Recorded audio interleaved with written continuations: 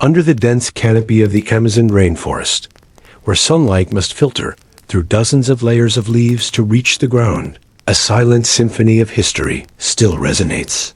It is not just the rustling of leaves, the murmur of water flowing through underground streams, or the sound of tropical birds echoing in the humid space. It is also the whisper of structures that have been forgotten for millennia, of human hands that once built streets, canals, and squares, all now covered by ancient tree roots and time. For centuries, the popular image of the Amazon was that of a pristine land, sparsely populated, never witnessing complex social forms. This notion, originating from the fragmentary records of European explorers in the 16th and 17th centuries, shaped the way the world saw this region. An impenetrable forest, not a civilized space. However, recent archaeological discoveries, especially from LiDAR scanning technology, have shaken the foundations of this perception. Under the dense canopy, scientists have discovered clear traces of ancient urban centers. Tens of kilometers of straight roads, giant artificial mounds, irrigation channels, and terra preta cultivation areas. Evidence of a high level of social organization and agricultural technology. How could a civilization survive, develop, and then disappear in the heart of what seemed to be the harshest environment on the planet, leaving behind traces that were both delicate and resilient? In this video, we will explore the spatial structure of garden cities, sustainable land improvement techniques, social organization models, as well as the reasons why these communities disappeared from history. On this journey, you and I are not only guided through scientific facts and figures, but also invited to listen to the breath of the forest, where every tree, every layer of soil holds a story.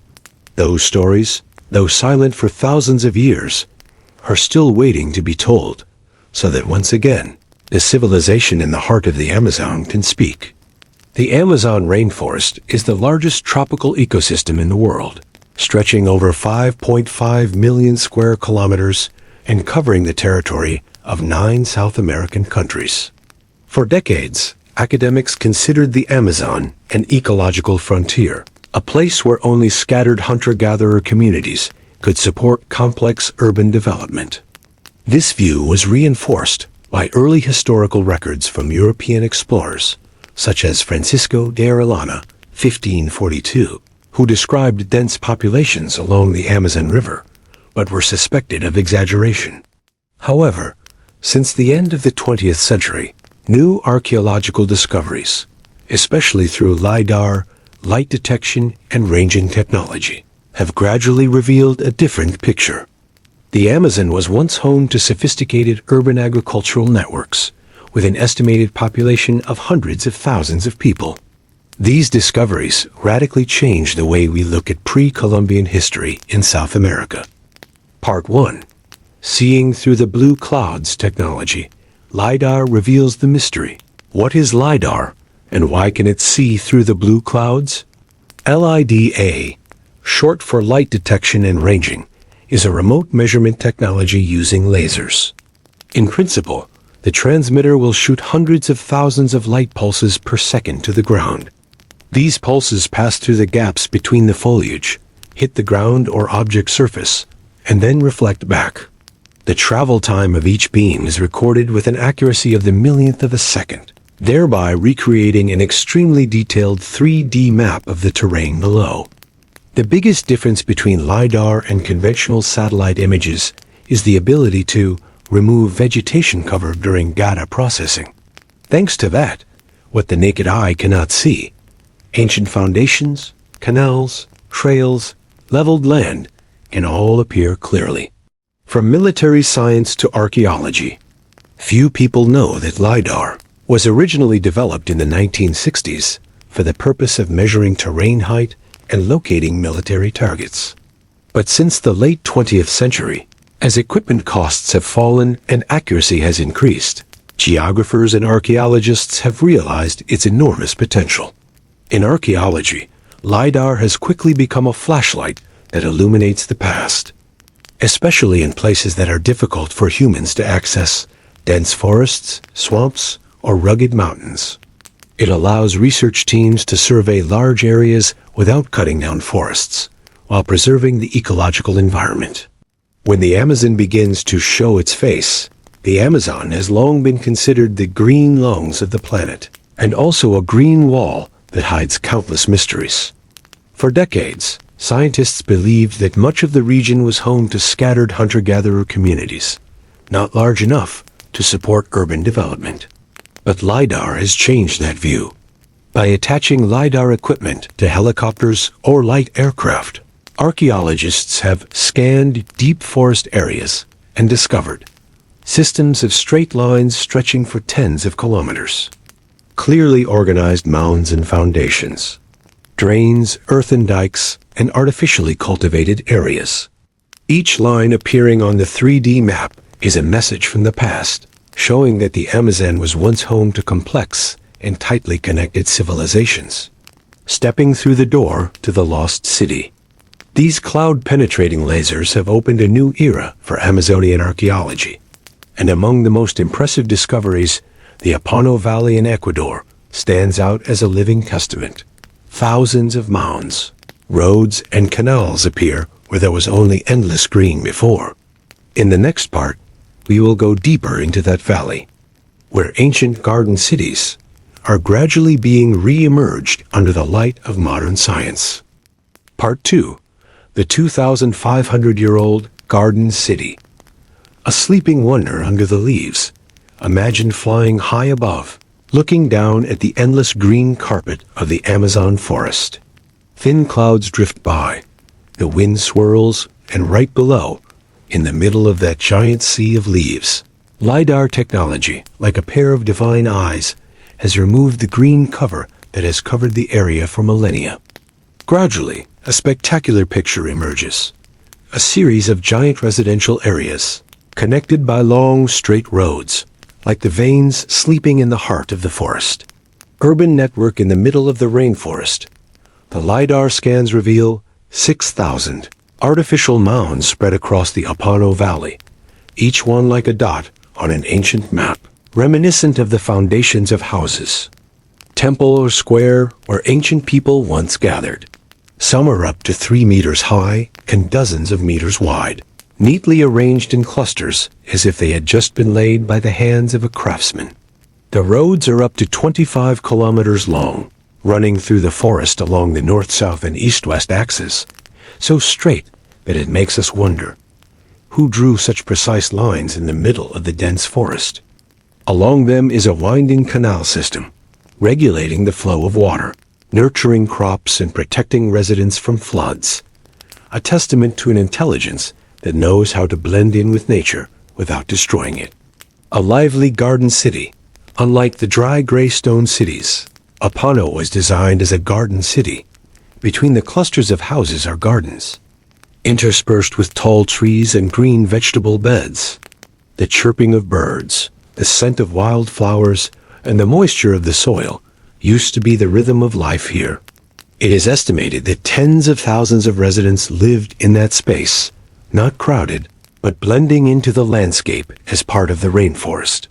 They grow potatoes, cassava, and native fruit trees, hold ceremonies at central shrines, and navigate easily on the dirt roads that lead to markets and waterfronts. Every house, every garden, every canal is strategically placed, reflecting a sophisticated social planning and a rare sense of sustainability. Footprints of ancient inhabitants, when Apano was still bustling with people. When the layers of rotten leaves and tree roots that have been there for thousands of years are peeled off on LiDAR maps, archaeologists not only see man-made structures, but also touch the breath of a society that once lived, worked, and loved here.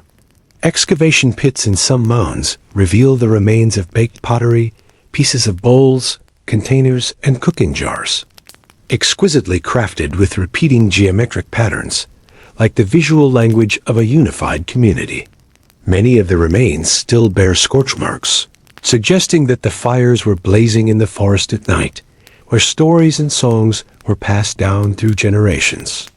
In addition, ground stone tools and animal bones were found, indicating that the inhabitants were both hunters and farmers. Pollen and starch grains preserved in the soil indicate that they cultivated cassava, corn, potatoes, cacao, and indigenous medicinal plants. This reflects a mixed economy, both forest-based and sustainable agriculture. The distribution of mounds and trails suggests that Apano was not a single village, but a network of interconnected urban centers, with administrative or religious centers in larger mounds, surrounded by residential and farmland areas. The straight line suggests centralized control, or at least large-scale coordination, a sign of political and technical organization far beyond what the modern world imagines of the ancient Amazon. Demographic and spiritual life. Based on the scale of the architecture and the area of cultivation, researchers estimate that tens of thousands of people lived here during its peak, around 500 BC to 300 AD.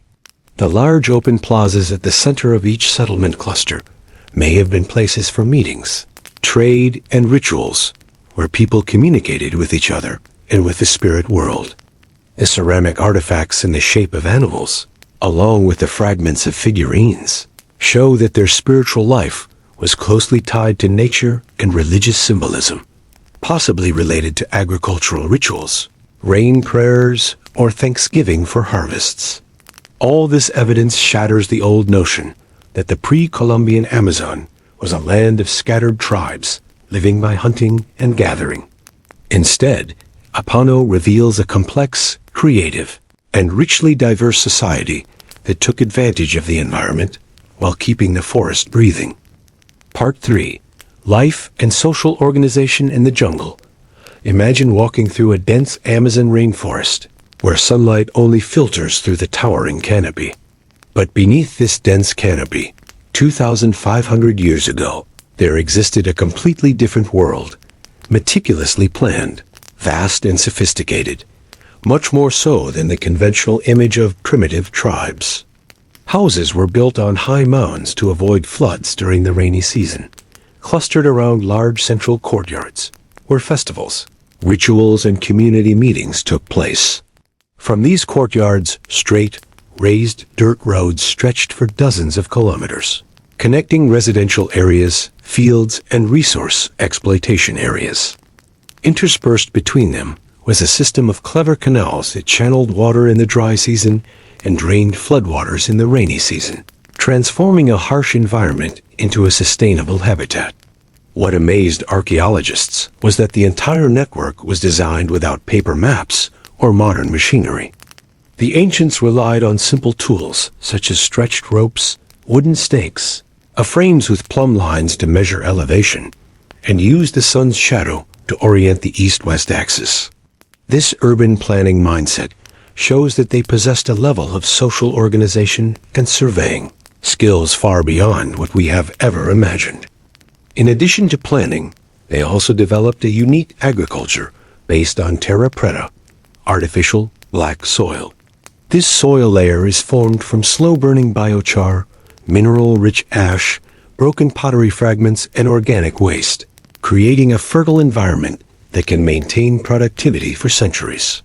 This allows them to farm even on nutrient-poor Amazonian soil, while preserving the forest with a multi-layered forest garden model. Large trees on top, fruit and oil trees in the middle, and tubers, beans, and herbs on the bottom. Small ponds and lakes interspersed provide fish and turtles while regulating water resources. The combination of smart planning and sustainable farming techniques makes one thing clear. These are not makeshift communities living deep in the forest, but a civilization that knows how to harmonize with nature so that both people and the old forest can thrive. Part 4. Amazon in comparison with ancient civilizations. If you put the Amazonian Garden City next to the splendid centers like the Maya in Central America or Angkor in Southeast Asia, the first thing you notice is a fundamental difference. These cities were not built to conquer nature, but to blend into it. The Maya built pyramids and giant stone plazas to demonstrate their power. Angkor built temples and great reservoirs to control water and worship. But the inhabitants of the Amazon chose a different path, a sprawling, dispersed plan hidden in the shade of trees. Housing, trails, and festival grounds all blend into the environment, so that from above, the city looks like a natural part of the forest. This does not mean that they were less sophisticated.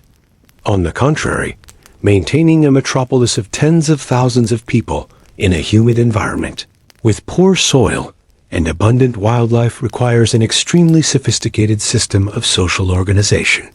Archaeologists believe they developed a distributed urbanism model, not a single center, but rather a cluster of settlements linked by a network of trails and canals. This helped them reduce pressure on the environment, while avoiding the risk of natural disasters or conflicts. The secret to their success lies in their profound adaptability. While many ancient civilizations declined due to overexploitation of resources, such as depleted farmland or deforestation, the Amazonians maintained a balance. They used terra preta to improve the soil, practiced crop rotation and crop diversification, and combined hunting and gathering with agriculture. They even created biological oases in the middle of the forest, attracting many valuable animals and plants, making their cities part of the ecosystem. So by comparison, the Amazonian Garden City is not a smaller version of the Maya or Angkor, but a completely different urban model, leaving few stone traces behind, but enduring for centuries in an environment that many people today still consider uninhabitable. Part 5, Disappearance and Legacy. No one knows exactly when the Amazonian garden cities fell silent. Some theories suggest that their disappearance began with a wave of epidemics brought by Europeans after the 16th century, which swept across the South American continent faster than the invaders. Communities that had been close for centuries were severely weakened, leaving empty trails, festival squares without drums, and roofs quickly swallowed by the green forest. Over time, tree roots penetrated the once meticulously leveled foundations. Canals became small streams winding through the forest, and the terra preta fields, masterpieces of sustainable agriculture, were covered by dense canopy. To outsiders, all traces seemed to have disappeared, but their legacy was not completely lost. Beneath the soil and roots was a story that was never erased. Terra preta remained fertile for thousands of years, a testament to a timeless agricultural knowledge. The roads and mounds of leveled land are still clearly visible when awakened by LiDAR, revealing a vision of planning and social organization that has amazed modern scientists. Most importantly, the story of the ancient Amazonians reminds us that there are many ways to survive and thrive beyond the model of resource exploitation. They did not build immovable stone walls, but they left an indelible legacy. Harmony with nature, a lesson that the world today, amid environmental crises, is still searching for. As the morning mist descends over the Apano Valley, and the birdsong blends with the rustling of leaves in the wind, one can sense the breath of a civilization that has been gone for millennia. They once lived here not as shadows of the past, but as flesh and blood people who loved, dreamed, created, and preserved. The garden cities, under the canopy of the forest, are not illusions. They are a testament to the ability of humans to put their minds and hearts into the flow of nature. There, each trail is a vein connecting the community. Each water channel is a life force that nourishes the fields. And each grain of black terra preta soil is a message to posterity. Prosperity does not have to come at the expense of the life of nature. Today, as LiDAR lifts the green veil, the mounds, roads, and canals reappear, not to call us to rebuild lost cities, but to remind us of a philosophy of life that still holds true. In a world struggling with climate change and environmental crisis, the lesson from the Amazon rings out like a lullaby. Live so that the forest remains green, and so that our heritage is not swallowed by silence. If your eyes are still closed when you come here, then let me take you to another land, where stone towers rise high in the forest, where carved corridors tell stories of thousands of years, and where an empire once mighty and then fell into oblivion. That is Angkor, a gem covered by time, waiting for you to discover. Angkor Wat, forgotten wonder and untold mysteries. Imagine you are standing in front of an ancient wonder. Not the Egyptian pyramids, not the Roman Colosseum, but in the middle of the Southeast Asian tropical jungle, where there is a structure over 160 hectares wide. A stone temple complex with towering towers, carved delicately like paintings, spread over a flat land. No machines, no cranes, no concrete, all made by hand, nearly 1,000 years ago. That is Angkor Wat, the heart of an empire that once had more than 1 million people. In the 12th century, when Paris was just a small town of tens of thousands of people, Angkor was already a megacity with streets, canals, and a clearly planned drainage system. But the strange thing is, this structure, despite its greatness, rarely appears on the list of the top wonders of mankind. Is Angkor Wat the most underrated of all wonders? Let's start with a question. What if Angkor Wat wasn't in Cambodia? If it had been built in the heart of Europe or the Middle East, it would probably be a global icon by now, on par with the pyramids of Giza or the Colosseum, maybe even more so. But Angkor Wat is quiet. It is remembered more as a check-in location than a structure containing a series of untold historical mysteries. Did you know? On the exact day of the spring equinox each year, the rising sun ... lines up directly above the top of Angkor Wat's central tower, without a single deviation, as if it had been calculated in advance, precisely to the degree, to the minute. Coincidence? Or is this evidence that the ancients possessed a level of astronomical knowledge far beyond what we think? And more than that, some researchers have pointed out that the main axis of the Angkor complex, dozens of kilometers aligned with the constellation Draco in the sky on the night of the winter solstice of the year 10,500 BC. Yes, you heard correctly, 10,500 BC, an unbelievable number. Because at that time, according to Orthodox history, humans were still living in hunter-gatherer communities. No civilization had been recorded. No temples had been built. So, how did they know? Look at each stone at Angkor. They were cut, carved, and assembled so precisely that not even a knife blade could fit between the cracks. The entire architecture followed the golden ratio of 1 to 1.618, from the walls, the corridors, to the canals and the gates, not even a millimeter off. How did they do it? By hand. And you will be even more surprised to know that the stone blocks weighing tons were taken from quarries more than 50 kilometers away, transported through jungles, swamps, at a time when the Khmer had not even invented the wheel. Not a single line of writing says how they did it. So, Angkor Wat is not just a magnificent construction. It is a big question that we still have no answer to. A mystery in the middle of the green forest, forgotten by the flow of modern history. Part 2. The scale and mass of Angkor Wat. If you have ever been stunned by the grandeur of Karnak Temple in Egypt, or felt overwhelmed standing in the middle of St. Peter's Square in the Vatican, then Angkor Wat will probably leave you speechless. The main temple complex covers 162 hectares, twice the size of Karnak, and nearly 3 times the entire Vatican grounds. This is not just a large construction.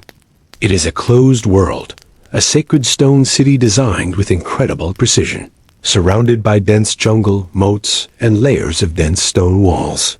Imagine standing in the middle of a courtyard of tens of thousands of square meters, where each step touches the ground with a flat stone slab, fitted so tightly that you cannot insert a thin blade between the joints. All around you are towering stone towers reaching into the blue sky, with sculptures covering the walls, from Hindu myths to mysterious astronomical symbols. Under the pale yellow sunlight at dawn, every line on the stone seems to come to life, making this place no different from an open-air museum carved by time. There are no cranes, no cement, not a speck of concrete. All built from stone, millions of tons of stone, cut from quarries more than 50 kilometers away, then transported through dense forests, through swamps. Somehow, until now, science has not been able to explain clearly. By the time of the 12th century, when the people of Paris were scattered in simple wooden houses with a population of only a few tens of thousands in the east, Angkor was already a metropolis of more than 1 million people, with a system of canals, streets, drainage, and well-planned housing. You can imagine an army of masons, artisans, astronomers, priests, working day and night in silence. There is no sound of machines, only the sound of stones hitting stones, the sound of wooden pulleys, the sound of each other calling out in the sweat and smoke of construction. There is no planning paper like in modern times, but each axis, each corridor, each gate, all fit perfectly with the whole.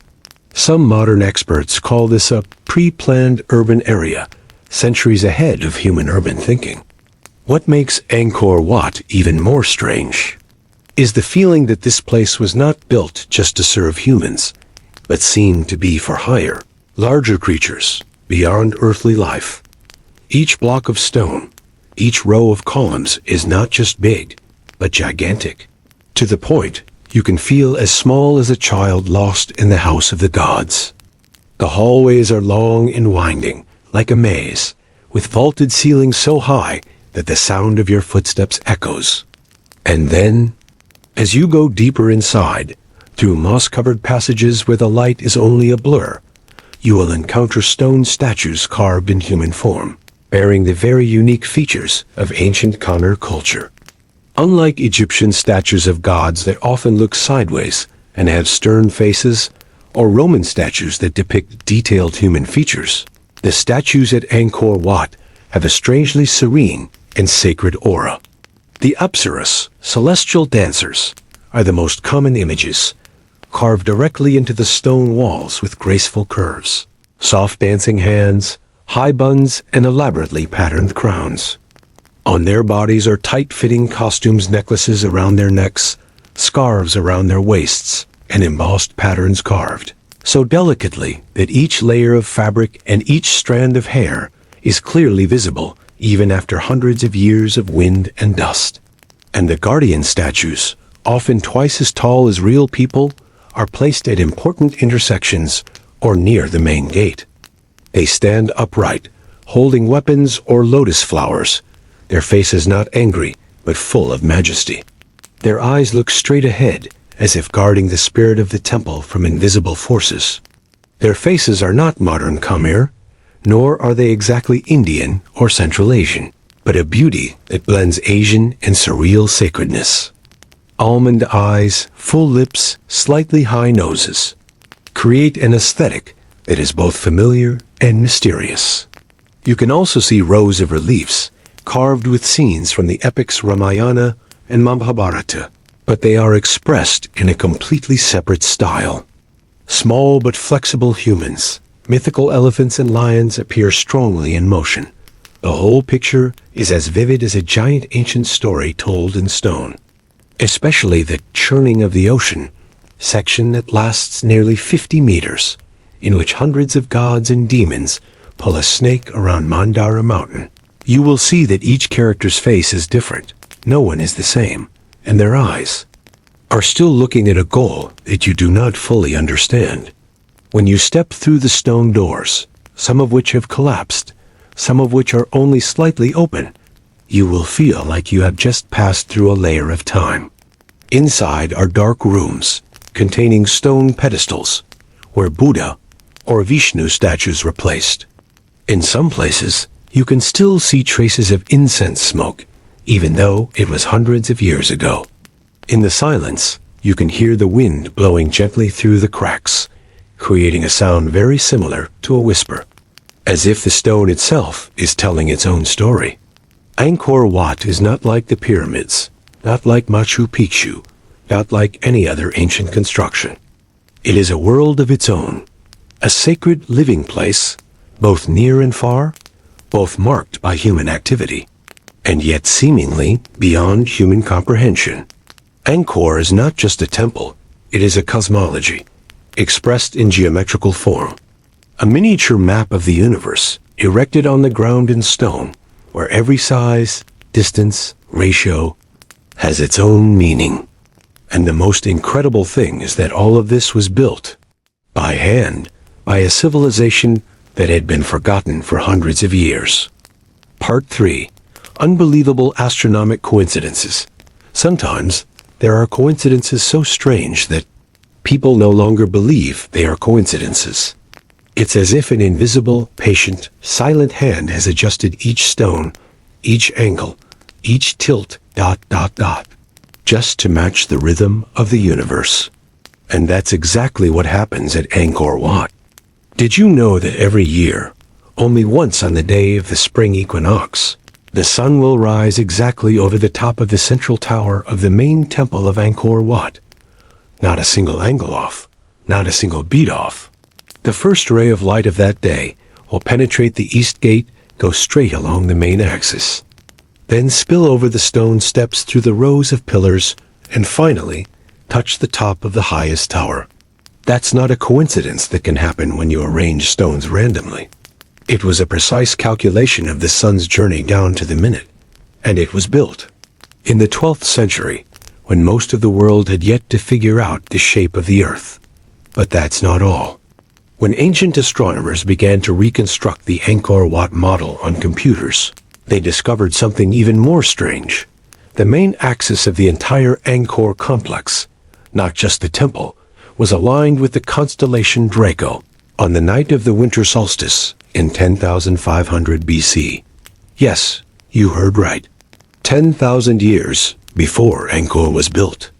That's much further back than the time of ancient Egypt, Mesopotamia, or the early Chinese. The question is, how could the ancient Khmers have designed the main axis of a giant capital so that it would align with the position of the stars? Tens of thousands of years ago?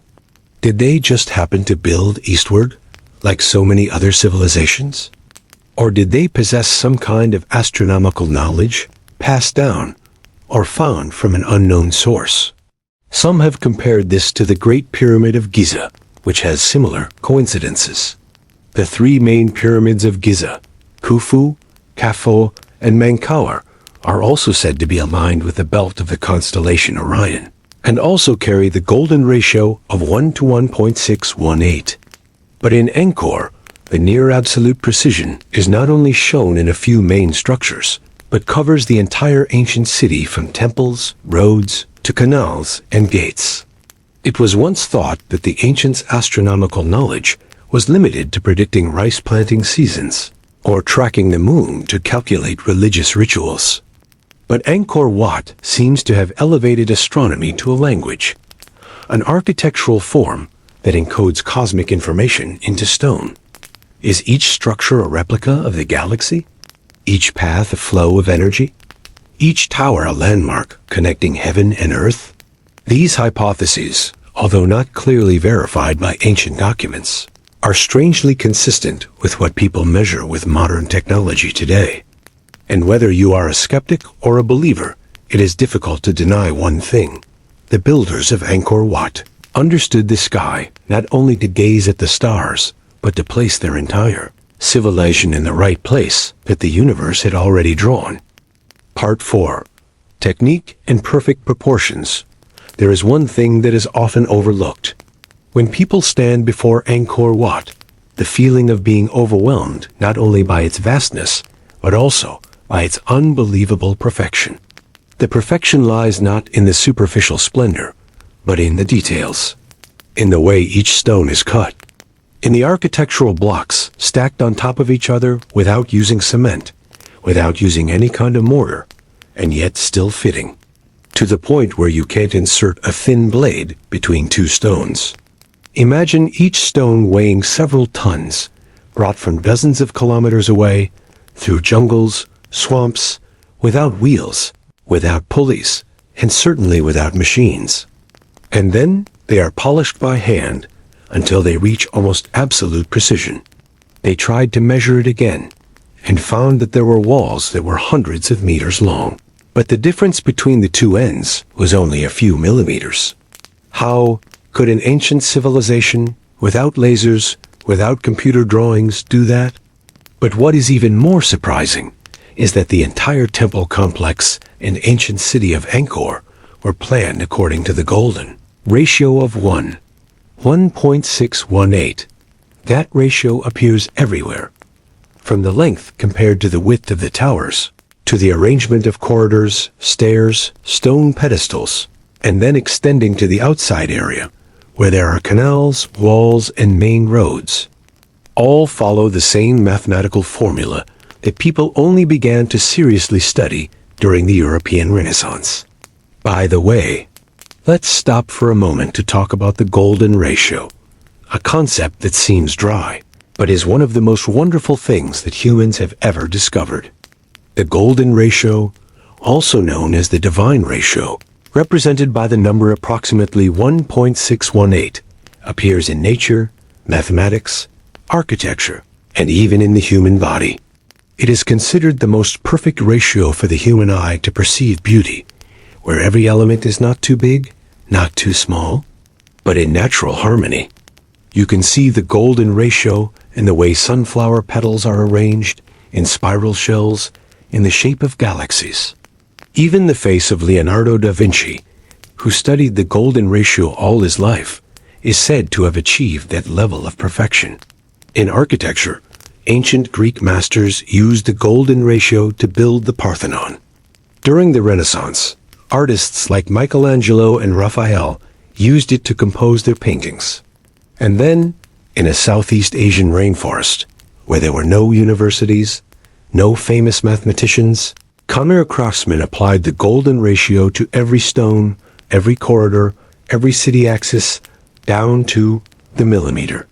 Did they know they were using a transcendent mathematical formula? Or was it an intuition passed down through generations, like an ancient piece of music that could only be heard with the hands? No one knows for sure.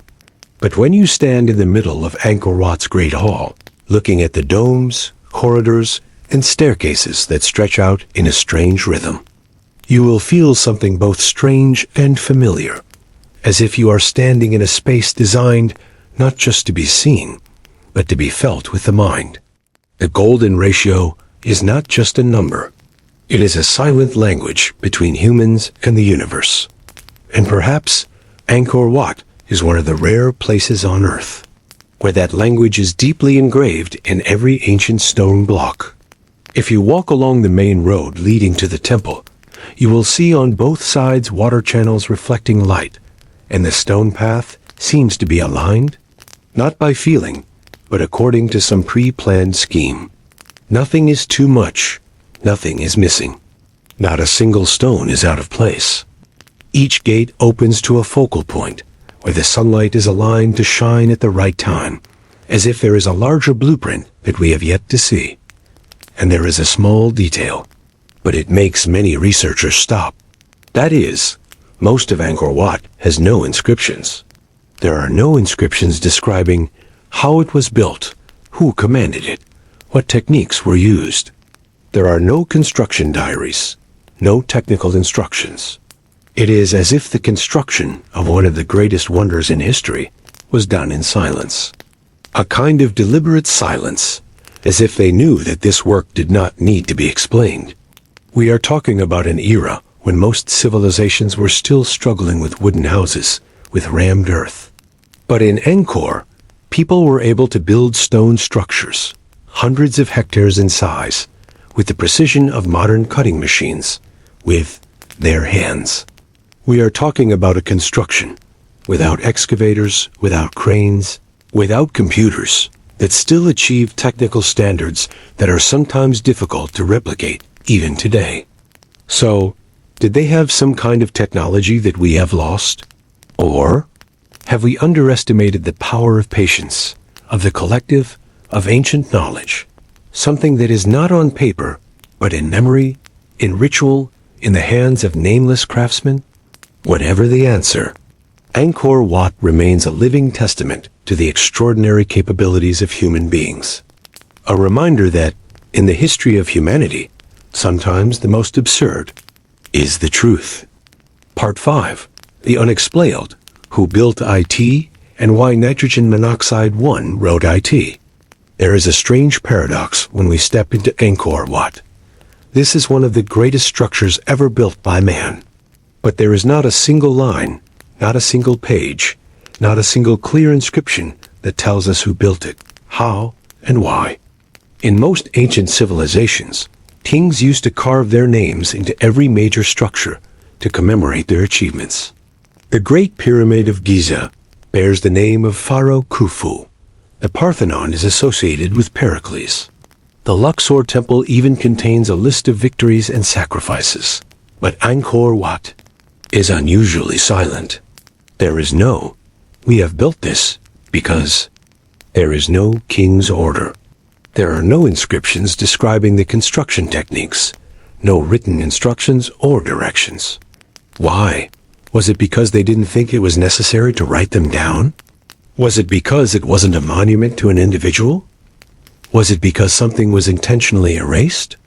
The more historians and archaeologists research, the more they discover a puzzling truth. There are too many gaps in Angkor's history. We know that King Suryavarman II reigned at the height of the Khmer Empire, and there is ample evidence that he was involved in the construction of Angkor Wat. But what exactly was his role? Did he come up with the design, or just give the orders? Who were the construction crews? Where did the architects come from? What was the technique used to cut the stone? No one has a definitive answer. And what's even stranger, the entire Khmer Empire, once so great, disappeared. Not in a major battle, not in the clear destruction of foreign invaders, not in the form of a citywide riot. They just disappeared, suddenly, as if blown away by the wind, leaving behind magnificent, moss-covered structures, quietly waiting to be discovered. Is Angkor Wat a last vestige of a civilization that was far more advanced than we think? And that is why they did not see the need to explain it to the future. Or is it that this place was built not to last forever with humanity, but to remind us that not everything in history needs an answer? Some modern scholars believe that records may have existed, but were destroyed by climate, war, or forces that wanted to erase memories. But there are also those who believe that Angkor Wat was built to transmit knowledge not through writing, but through images, proportions, and spatial structures. Each relief could be an epic poem. Each korah could be a code of knowledge.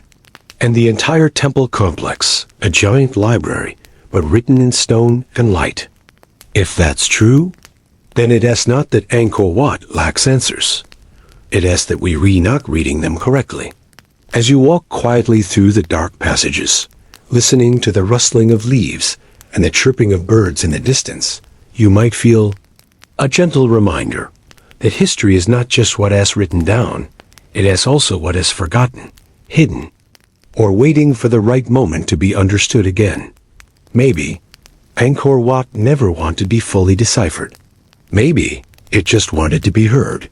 And sometimes, silence is the only language capable of holding the truth. In fact, Angkor Wat is not the only wonder that leaves us puzzled by its silence. Thousands of kilometers away, in the middle of Egypt's arid Giza Desert, lies another structure, older, larger, and also without a truly satisfactory explanation. No one knows exactly who designed the Great Pyramid of Giza. There are no architectural drawings, no detailed technical notes, no reliefs depicting its construction, as is common on other Egyptian structures. The name of Pharaoh Khufu appears only faintly on a small inscription inside, which many researchers believe was a later addition. Why would such a monumental structure, nearly 150 meters high, and the tallest structure in the world for 3,800 years, leave behind no introduction to its author? Perhaps that is also an option? For the ancient Egyptians, life did not begin at birth. It began at death. They did not build the pyramids for humans to live in, but for souls to be guided into eternity. It was a work of faith, where sacred geometry, the positions of the stars, and the light of the sun all played their part, arranged like a spiritual machine. And when we look back at Angkor Wat, the parallels are striking. Because Angkor Wat, even though it was a Hindu and later Buddhist temple, was designed as a map of the universe, with the central tower representing Mount Meru, the axis of the world in Hinduism. The surrounding walls represent the Himalayas. Moats, a symbol of the ocean that surrounds the world. All of it was not for humans to live in, but for the gods to live in. Perhaps that is why there is no introduction, no line saying, "I built this." Because for them, this does not belong to me, not to honor a person, but to transmit a belief, to preserve a connection between heaven, earth, humans, and the divine. Perhaps the greatest civilizations do not try to leave their names in history, but try to connect themselves with the universe. Angkor Wat and the pyramids of Giza, one in the forest, one in the desert, can share a profound philosophy. When humans are no longer present, beliefs still live. And perhaps that is the real owner of these works, faith. Part 6.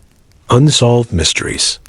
Now let's return to one of the seemingly simplest questions that no one has been able to answer. How did they build Angkor Wat? The ancient Khmer had no wheels, no cranes, no concrete, no written blueprints. Yet each block of sandstone weighing several tons, brought from over 50 kilometers away, was brought into the middle of the jungle, where there were no large rivers to carry the stones by boat, no dry roads to pull them, no wheels to roll them. And then they were built into temples, packed so tightly that you couldn't even pass a thin sheet of paper through the joints. No records remain, no walls depicting the transportation of the stones, no technical documents. All that remains is the completed structure. Archaeologists call this a knowledge gap, one so absurd that it begs the question: did they really do it by hand, in complete silence? Compare that to the Great Pyramid of Giza in Egypt. Despite much debate, at least, the ancient Egyptians left behind some clues. Paintings depicting people hauling stones with ropes. Ancient texts tell of teams of builders. The most popular theory, supported by archaeological discoveries, that they used barges to carry heavy blocks of stone down the Nile, then haul them up slippery sand slopes. Of course, we can't be 100% sure, but at least there's a piece of the puzzle, a hint, a clue to follow. And Angkor Wat? Nothing. No carvings. No symbols. No texts. No folklore. Absolute silence. It's all conjecture, that they probably hauled them by hand, that maybe they waited for the flood season to wash away the rocks. But those possibilities have not been able to connect into a convincing story over the years. Do you find this strange? Perhaps this is not just a technical question. It is a civilizational gap, a historical black hole. Maybe there was a solution, but time has washed it away. Rain, war, oblivion, or maybe those solutions were intentionally hidden. Because this is not the first time in human history a great civilization suddenly disappeared. Do you remember Mohenjo-Daro, the city of the Indus civilization? Suddenly abandoned for unknown reasons. Or Teotihuacan in Mexico, with the Avenue of the Dead and the Pyramid of the Sun, both without a single record left behind. And then there is Easter Island, where hundreds of giant stone statues stare out at the horizon, but no one knows for sure who built them and why. Was Angkor Wat part of a chain of civilizations that existed in parallel, and then disappeared, leaving only inexplicable traces? Have we missed something? A missing piece in the quest for truth? A memory deep in the human psyche, covered by the dust of time? Perhaps Angkor Wat is more than just a temple. It is a silent reminder that sometimes what we don't know is the most important thing to hear. Part 7. The Khmer Empire, a medieval superpower. You are walking down a tree-lined street, paved with dark red laterite, polished by time. A sound of water trickles from an artificial canal that winds through the city. Small boats float by, seemingly without oars, carrying vegetables, ceramics, and fragrant spices. In the distance, temple towers rise against the red sunset sky, surrounded by lotus ponds and sacred moats. You are not in Kyoto, nor in Rome. This is Angkor in the 12th century. While Paris had only about 40,000 people living in narrow streets with no drainage system, Angkor had more than 1 million inhabitants, a number that seems almost unimaginable given the medieval context. Angkor is more than just a cluster of temples.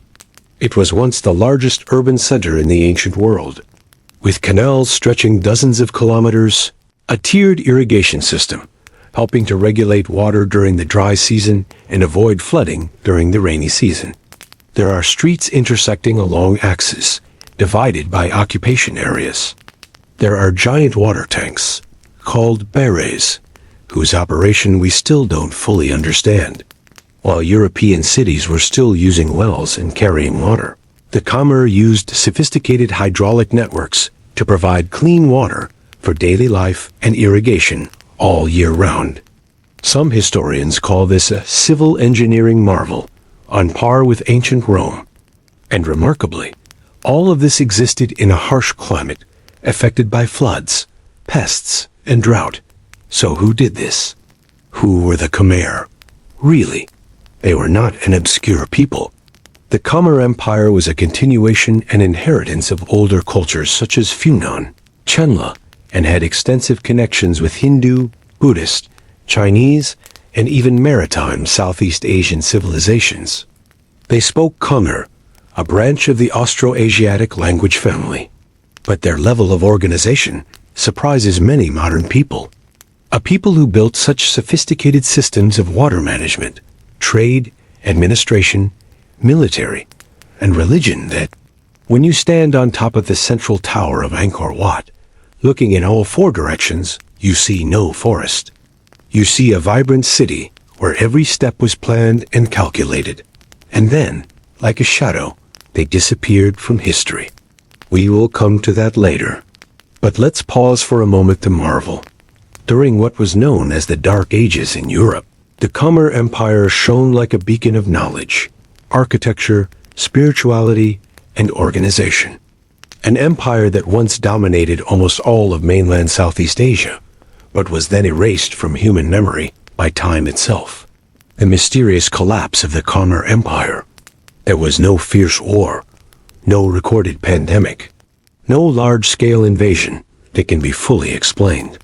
All that remains are traces. The canal systems that once functioned like blood vessels were gradually filled with silt. The stone paths leading to the main temples were swallowed by dense forests. The large gates, where the procession and pilgrims once stood, now just silently stare at the horizon. Researchers have put forward many hypotheses. Climate change has caused the rainy and dry seasons to be erratic, making the irrigation system ineffective. Deforestation leading to erosion. Civil war. Shifts in power.